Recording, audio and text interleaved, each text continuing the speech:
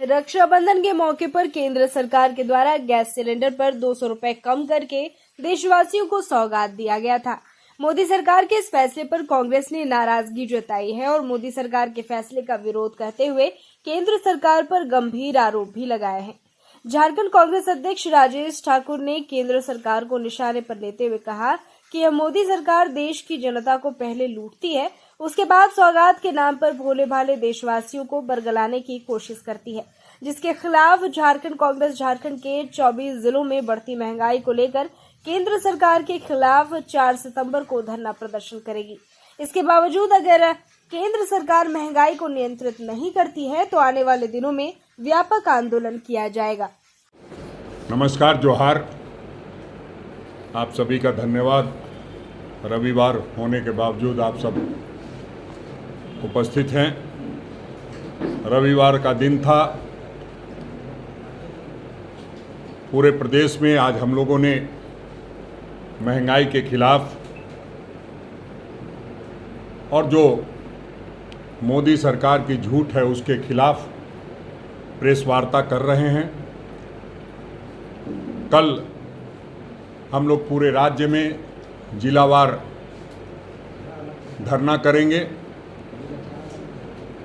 और लोगों को ये बताने का काम करेंगे कि एनडीए के डीएनए में ही लूट है।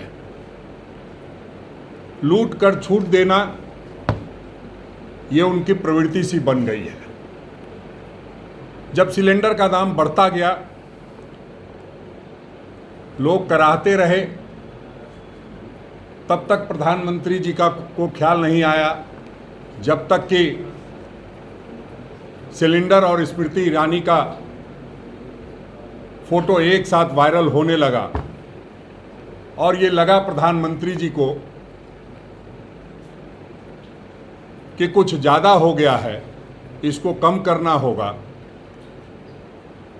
और जनता ने जिस तरह से महंगाई के विरोध में सोशल मीडिया पर जिस तरह के कमेंट्स आए, उसमें ऐसे लगने लगा था और एक तरफ स्मृति ईरानी जी का फोटो होता था, दूसरी तरफ ये लिखा होता था कि महंगाई डाइन खाए जाते हैं। तो उससे ये लगता था कि कहीं ना कहीं शायद ये स्मृति ईरानी जी पर हमला है। लेकिन सच्चाई ये थी कि स्मृति ईरानी जी 2013 और 14 में जिस तरह के विरोध करती थी, जिस तरह का तरीका था, तो निश्चित रूप से जनता से उनको बहुत उम्मीद थी और जनता ने उनको कहीं ना कहीं ये बताने का काम किया कि आप पहले बोलती थी, अब चुप क्यों हैं। तो प्रधानमंत्री जी को चुप्पी तोड़नी पड़ी और प्रधानमंत्री जी ने सिलेंडर के दाम में 200 रुपये की कमी कर दी। पूरे देश में इस तरह का माहौल बनाया गया कि रक्षाबंधन पे बहनों को तोहफा देने का काम कर रहे हैं प्रधानमंत्री जी। मणिपुर की बहनों को क्या तोहफा दिया आपने? पहलवान बहनों को क्या तोहफा दिया आपने? रक्षाबंधन में बहन की रक्षा करने का संकल्प लिया जाता है। किन बहनों की रक्षा कर रहे हैं? उत्तर प्रदेश में जिस तरह की घटनाएं सामने आ रही है, मध्य प्रदेश में जिस तरह की घटनाएं सामने आई, मणिपुर में जिस तरह की घटना सामने आई, प्रधानमंत्री जी ने 36 सेकंड से ज़्यादा उस पर बोलना भी मुनासिब नहीं समझा। लेकिन रक्षाबंधन के दिन ऐसा माहौल बनाया गया मानो कि इसी गैस के सिलेंडर से माताओं और बहनों की इज्जत बचेगी। जो आप देखेंगे तो जो पिछले 9 सालों में सरकार ने रसोई गैस के दाम में लगातार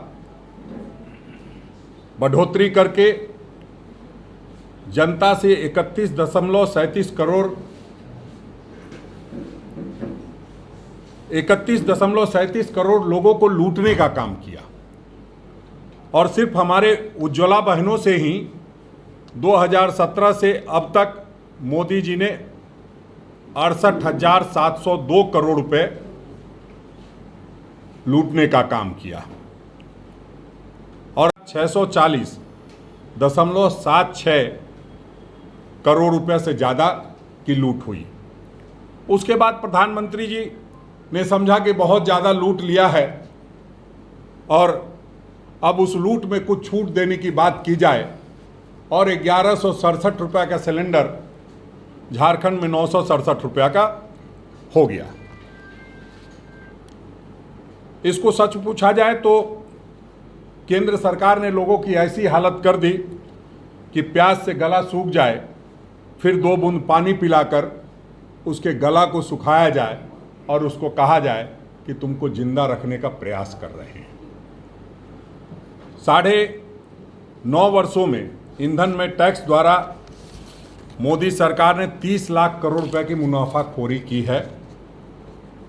2014 से अब तक मोदी सरकार द्वारा गैस के सिलेंडरों में 185% की वृद्धि की गई, और जब 200 रुपया कम किया गया तो उससे 17.5% की कमी की गई है। तो हमारा कहने का मतलब ये है कि जिस तरह से लगातार हर चीज़ में लूट हो रही है, और जिस तरह से देश की अर्थव्यवस्था, और आज अगर आप अखबार पढ़ेंगे तो जो चर्चा है, जिस तरह से जो करोड़पति लोग हैं उनको किस तरह से करोड़ों करोड़ में छूट दी जा रही है, ये किसी से छुपा नहीं है। चाहे वो मीडिया के साथी हों, चाहे वो बड़े उद्योगपति हों, सभी को छूट दे करके कहीं ना कहीं प्रभावित करने का काम किया जा रहा है।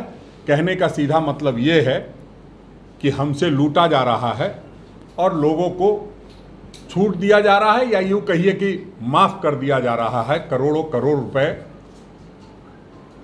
और उसके बाद जब इस तरह की बात करते हैं तो ये लगता है कि इस देश में एक ही काम हो रहा है कि गरीब को गरीब बनाते चले जाओ, अमीर को अमीर बनाते चले जाओ। फासला इतना बढ़ गया है कि एक आदमी के गले में 500 ग्राम का चेन है और दूसरा भूख से बिलबिला रहा है, और उसका नतीजा ये होता है कि आप पूरे देश में देखेंगे तो जो लूट हत्या की घटना में बढ़ोतरी हुई है, इसका भी कारण आर्थिक है। जो आत्महत्या हो रही है वो आर्थिक कारणों से हो रही है। तो पहले जब डबल इंजन की सरकार थी झारखंड में, तब भूख से मौत होती थी। अब हम लोगों ने कम से कम उस पर क्योर किया है, तो फिर और तरह की घटनाएं सामने आती है। तो इन सब चीज़ों के लिए प्रधानमंत्री जी को हमें लगता है संजीदगी से देखना और समझना चाहिए। सिर्फ और सिर्फ कि इंडिया की बैठक है, इंडिया की तीसरी बैठक होने जा रही है, 5 राज्यों में चुनाव है, तो 200 रुपये कम कर देंगे तो जनता का ध्यान इधर भटक जाएगा। उधर अडानी जी जो घोटाला कर रहे हैं, जो अखबारों में खबरें आ रही है, उससे ध्यान हट जाएगा। आखिर ये कब तक करते रहेंगे? जनता है, सब जान चुकी है। और जो हाल देख रहा हूं, जिस तरह से आप चाहे आटा की बात करें, पहले कहते थे कि तमाम दवाइयों पे छूट मिलेगी और इसमें ऐसा होगा, उसमें वैसा होगा। उसमें 32 से लेकर के 100% तक बढ़ोतरी हुई है। तो जब एक तो बीमार पड़ने के लिए कह रहे हैं, दूसरा दवा में बढ़ोतरी कर रहे हैं, इसका मतलब सीधा है कि जहां जाओगे लुटे जाओगे।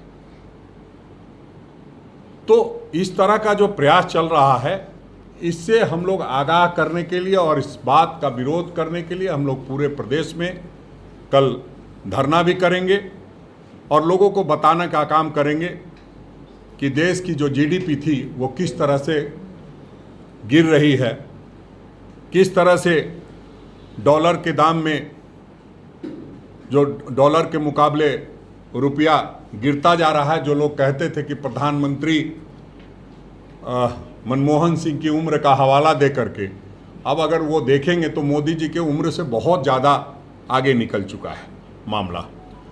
तो अंतर्राष्ट्रीय बाजार में भी जो कच्चा तेल 2014 में की तुलना में 20% कम होने के बावजूद आज भी डीजल पेट्रोल में के दामों में कोई कमी नहीं हुई, बल्कि उससे 30 से 40% ज़्यादा दामों में बेची जा रही है। 12 महीनों के में अगर देखेंगे तो डॉलर के मुकाबले रुपया 12% गिर चुका है। तो अंतर्राष्ट्रीय व्यापार संतुलन भी बिगड़ता जा रहा है।